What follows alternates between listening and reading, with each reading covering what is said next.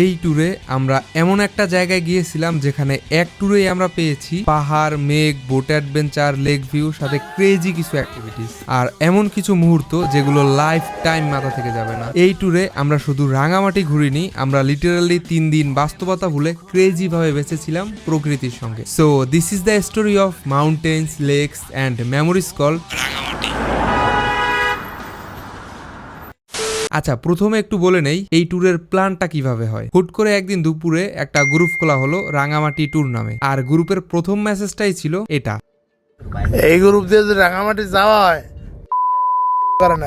যেটা শুনে আমি অলমোস্ট শিওর ছিলাম এই প্ল্যানটাও মনে হয় আগের 1000টা প্ল্যানের মতো ক্যান্সেল হয়ে যাবে। বাট সারপ্রাইজিংলি ওই দিনই টিকিট কাটা হয়ে গেল। আর আজ রাত 11টা 15 আমাদের ট্রেন। রাতের স্টেশনের আলাদা একটা সৌন্দর্য আছে, চারিদিকে ব্যাকপ্যাক কাঁধে মানুষ, কেউ বাড়ি ফিরছে, কেউ নতুন কোথাও যাচ্ছে, আর আমরা যাচ্ছি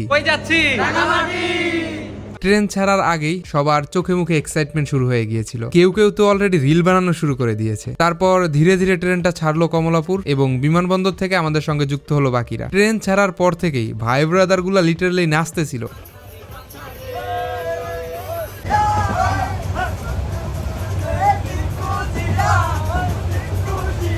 ট্রেনটা বেশ কয়েক জায়গায় ব্রেক দিয়েছিল আর আমরা গল্প করতে করতে হাসতে হাসতে রাত পার করে ফেললাম। ভোর হওয়ার একটু পর ট্রেনের জানালা দিয়ে একটা সুন্দর সানরাইজ দেখা গেল। ঘুম ঘুম চোখে পাহাড়ি সকালের আলো দেখার ফিলিংটা সত্যি অন্যরকম ছিল। কিন্তু এই সুন্দর মোমেন্টটা বেশি সময় টিকেনি, কারণ চিটাগং স্টেশনের কাছাকাছি আসতেই হঠাৎ শুরু হলো হেভি রেইন। এমন বৃষ্টি যেটা দেখে সবার মুড একদম ডাউন হয়ে গিয়েছিল, কারণ পাহাড়ে বৃষ্টি মানে অনেক প্ল্যান নষ্ট হওয়ার চান্স। আমরা স্টেশনে কিছুক্ষণ আড্ডা দিলাম বৃষ্টি থামার অপেক্ষায়। তারপর বৃষ্টি একটু কমতেই সোজা সকালে নাস্তা করতে চলে গেলাম। নাস্তা শেষ করে একটা মাইক্রো রিজার্ভ করে রওনা দিলাম রাঙামাটির দিকে। তখনও হালকা বৃষ্টি হচ্ছিল, কিন্তু কিছুক্ষণ পরেই একটা সুন্দর রোদ উঠে গেল। আর এই রোদ ওঠার পর থেকেই মনে হচ্ছিল পাহাড় আমাদের ওয়েলকাম করছে। রাস্তা যত সামনে এগোচ্ছিল আমরা তত মুগ্ধ হচ্ছিলাম। আঁকা বাঁকা উঁচু নিচু রাস্তা, ছোট ছোট পাহাড় আর রোড সাইডের সবুজ সিনারি, সব মিলিয়ে মনে হচ্ছিল আমরা আস্তে আস্তে অন্য এক পৃথিবীতে ঢুকে যাচ্ছি। তবে পাহাড়ের রাস্তা সবাই সহ্য করতে পারে না। এক পর্যায়ে আমাদের কয়েকজন ফ্রেন্ড সিক হয়ে যায়, প্রচুর বমি করতেছিল ওরা। আমরা এখন কলেজ গেট রাঙামাটিতে আছি, একটু ব্রেক নিছি কারণ আমাদের সাথে 3 জন প্রচন্ড অসুস্থ হয়ে গেছে, তারা বমি করতে করতে একদম শেষ।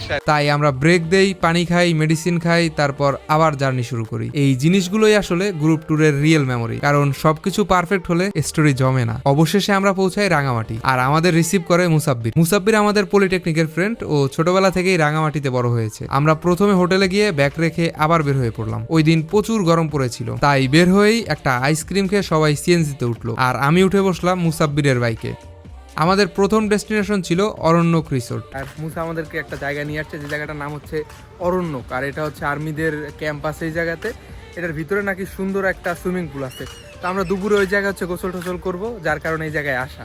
এই রিসোর্টটা পুরোটা বাংলাদেশ আর্মি পরিচালনা করে। ভিতরে ঢুকতেই একটা ঢালু রাস্তা নিচে নেমে গেল, আর ওই রোডটা দেখেই মনে হচ্ছিল হ্যাঁ আমরা সত্যি পাহাড়ে চলে এসেছি। এরপর আমাদের একটা সুন্দর ব্রিজ পার হতে হয়। নিচে লেকে ছিল হালকা পানি, যেখানে একজন মাছ ধরছে। কি মাছ? পাঙ্গাসের ছাও। অফ সিজন হওয়ার কারণে জায়গাটা একটু শান্ত ছিল, কিন্তু বর্ষায় এই জায়গাটা লিটারালি হেভেন হয়ে যায়। লাইফে মাঝে মধ্যে এমন কিছু জায়গায় যাওয়া উচিত যেই জায়গায় ফোনের থেকে আকাশের দিকে বেশি তাকিয়ে থাকা যায়।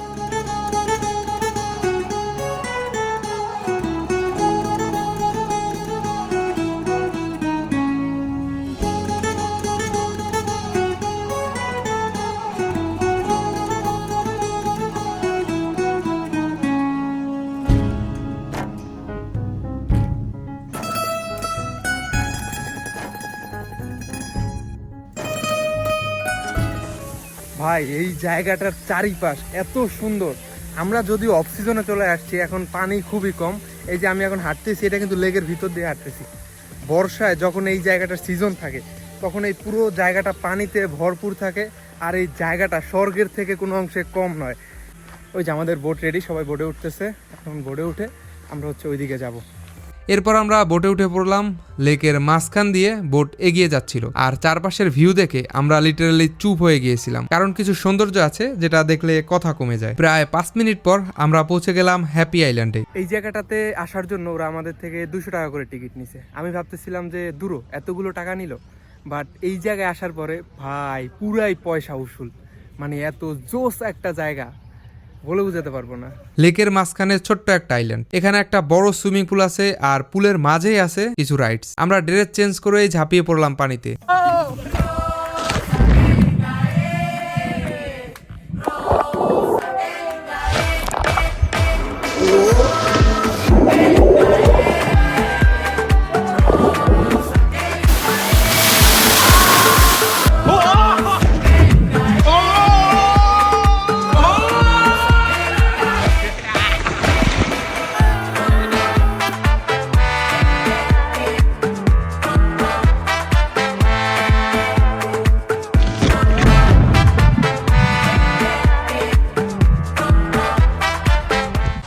ভাই জায়গাটায় যেই পরিমাণে এনজয় করতেছি, এটা ভাষায় প্রকাশ করার মতো না আর দেখানোর মতো না, এত এনজয়েবল একটা মোমেন্ট।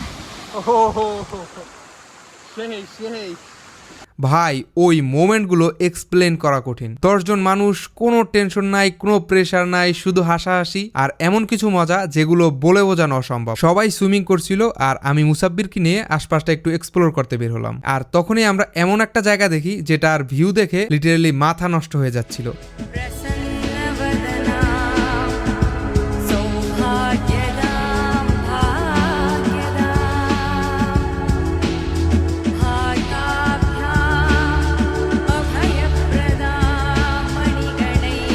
আমি অনেস্টলি কিছুক্ষণ বসে শুধু ভিউটাই দেখেছি, কারণ ক্যামেরা সবকিছু ক্যাপচার করতে পারে না, কিছু জিনিস শুধু ফিল করতে হয়। এরপরে আমরা হ্যাপি আইল্যান্ডকে বিদায় জানিয়ে রওনা হলাম হোটেলের উদ্দেশ্যে। ফেরার পথে আমরা আনারস খেলাম।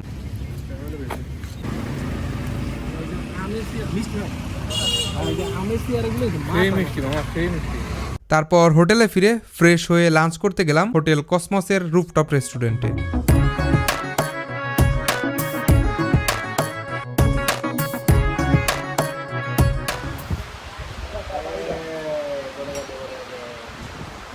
মানে দানা ভরে গেছে তাকাইছে দিকে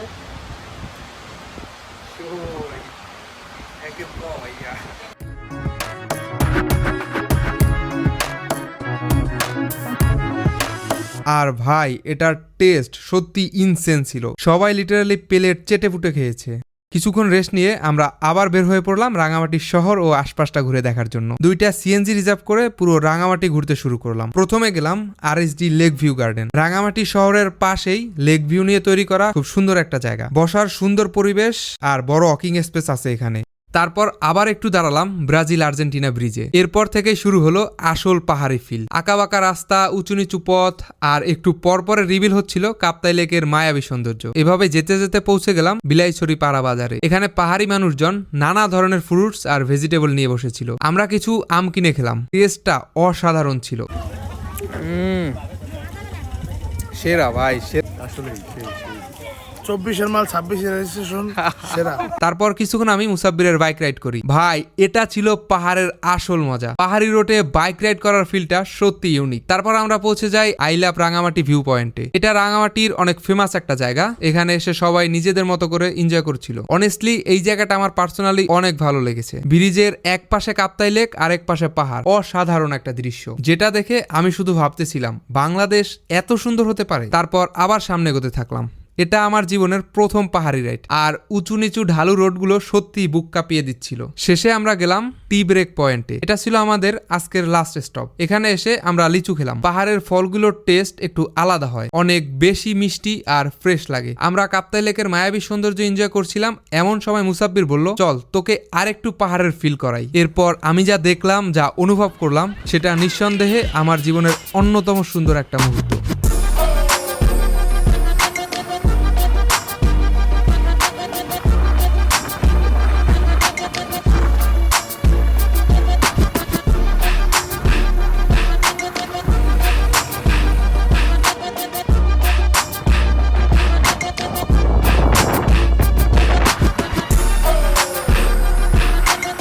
জাস্ট এই ভিউটা দেখেন ভাই, এই জায়গা থেকে কাপ্তাই লেকটা এত সুন্দর লাগতেছে, কি বলবো, মায়াবী একটা সৌন্দর্য।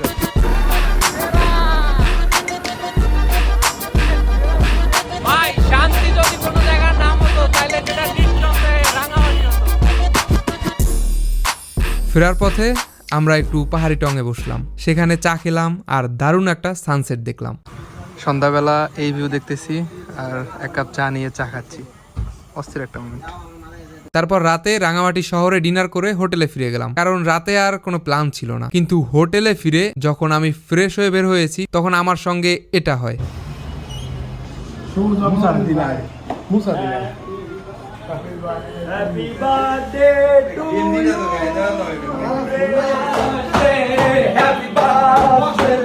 হ্যাঁ, ওই দিন ছিল আমার বার্থডে, আর ভাই ব্রাদার গুলা যেভাবে উইশ করেছিল, সত্যি বলতে ট্যুরের মধ্যে এভাবে বার্থডে সেলিব্রেশন করাটা আমি কোনোদিন ভুলবো না।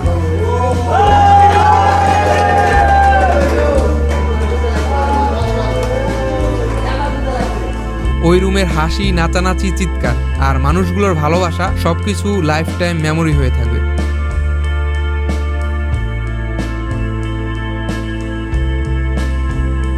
You love from crumbling bridges, watching cityscapes turn to dust.